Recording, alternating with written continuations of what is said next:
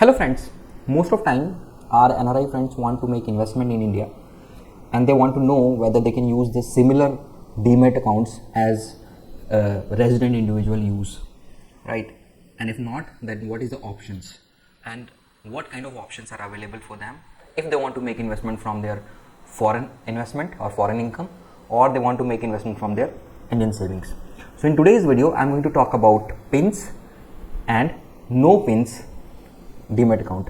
So what is this PINS or no PINS, and which type of demat account will be suitable in which situation? That's all we are going to discuss in this video.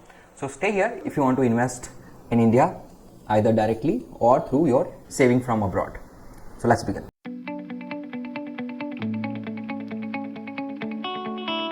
So hello friends, before I go into details, let's first discuss about some basics about PINS. So the very first question is, what is PINS?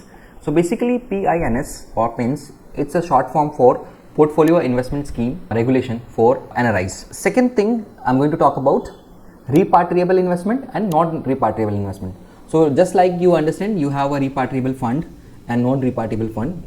In simple terms, those funds you can take abroad without filing any kind of 15 CB or without making any declaration is called repatriable funds, right? So if you are earning from abroad and whatever money you kept in your NRI account, that is mostly repatriable. So you can take abroad without making any declaration. There is no restriction on that.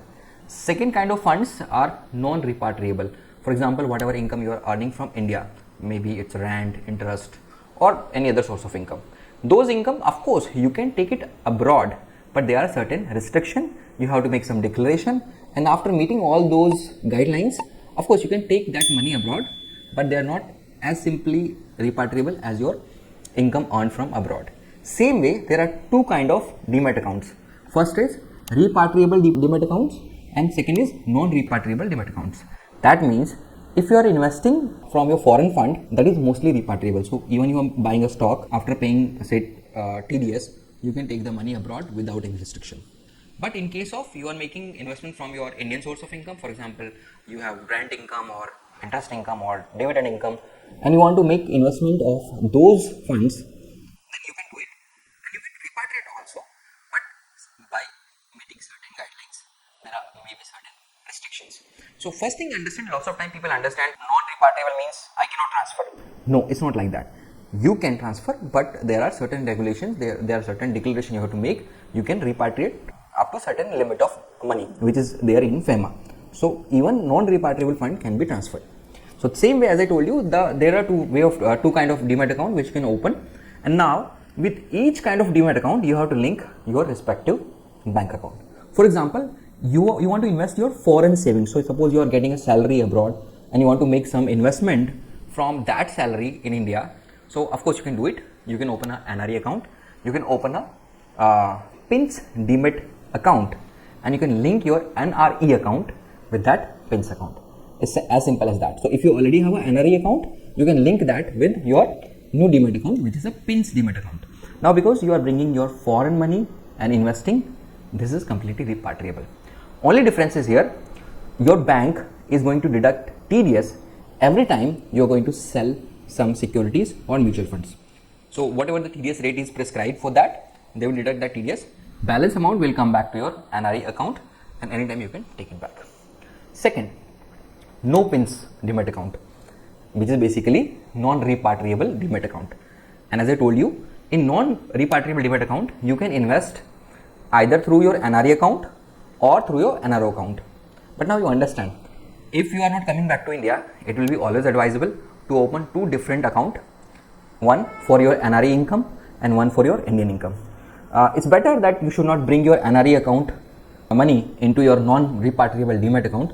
Otherwise, what happens when you are going to go back, transfer may become a problem. But again, if you have always a plan that at the end of the, you can say, period, you are going to come back to India, then you can invest in non-repatriable demat account also. So in simple term, no PINS means it's a simple account which is linked with your NRO account. So whatever you're going to invest, you can invest through NRO account or you can invest through NRI account also. But when you're going to sell stock from that non-repatriable demat account or no PINS demat account, then the money will only come back to your NRO account. Another point, mostly cases there will not be any TDS deduction, but either there is a deduction of TDS or no deduction of TDS. If you have made any capital gain, then you should file the income tax return. So either you are making money in your NRI account or NRO account, or if other way if I say on PINS demat account or non-PINS demat account. If you have made money, if you have sold any stocks or any mutual funds in a particular year, you should file your return despite the fact TDS is already deducted. So that is another important, you can say, a kind of confusion in most of NRI brothers or sisters mind, that if TDS is already deducted, there is no need to file income tax return. See, most of cases you have to file income tax return. If there is additional taxes deducted, you can get a refund. So it is going to be beneficial to you. If there is a shortfall, then you should pay. So in both the condition, only you will come to know once you are going to file your income tax return. So this is some brief I just told you about PINS and no PINS demat account. Now, by opening a demat account, either it's a PINS demat account or non PINS demat account, you can do almost all the transactions. You can buy stocks, you can buy mutual funds, you can trade in FNO also, but there are certain restrictions on NRIs belonging to certain countries. I'm just going to brief certain restrictions, so that if suppose you are belonging to that country, at least you should know that you cannot do this kind of activity. In short, if I say, if you just want to open a demat account and invest, basically in most of the cases is allowed. In most of the cases, the FNO may not be allowed, because then it becomes a systematic risk, especially if somebody is acting on behalf of some big investors.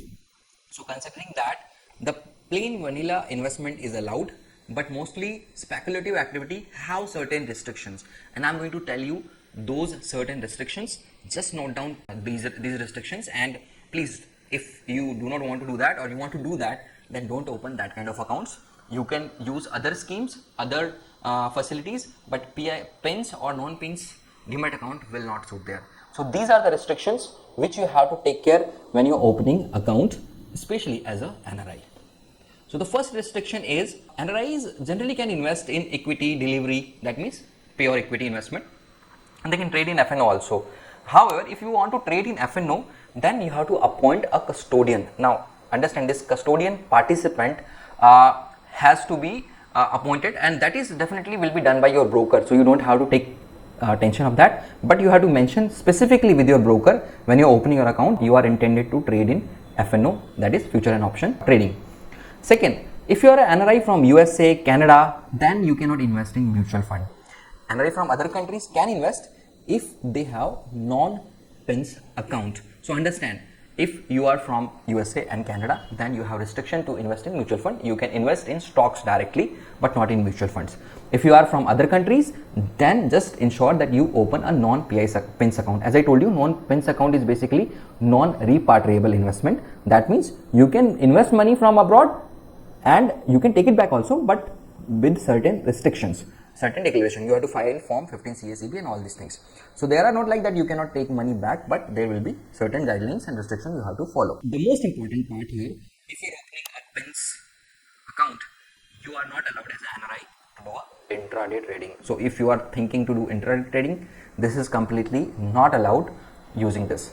Now, if you want to buy gold bonds, especially the sovereign gold bonds, then you can only buy in primary market. So you cannot buy from a secondary market. Secondary market means you cannot buy from listed on some stock exchange, right? So during the initial allotment only you can buy gold bonds.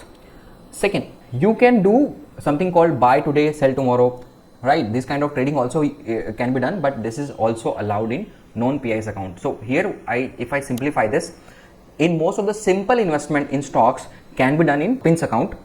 But if you want some complicated trading like BTST, intraday, FNO, then most of cases you have to open a non-PINS account. Now, if you want to do intraday in FNO, then you can do it, but again you have to take a custodian participant code. So again you have to tell your broker, and your broker will arrange that for you. Another important part, if you want to trade in currency or commodity, then it is not allowed. As an NRI, you cannot trade in currency and commodity. If as an NRI you have opened an NRI account and it is mapped, then only equity trading you can do, right? So if suppose you have linked your NRI account with your PINS account, you can do investment in equity without a problem. If you have mapped your NRO account, then you can do delivery as well as FNO.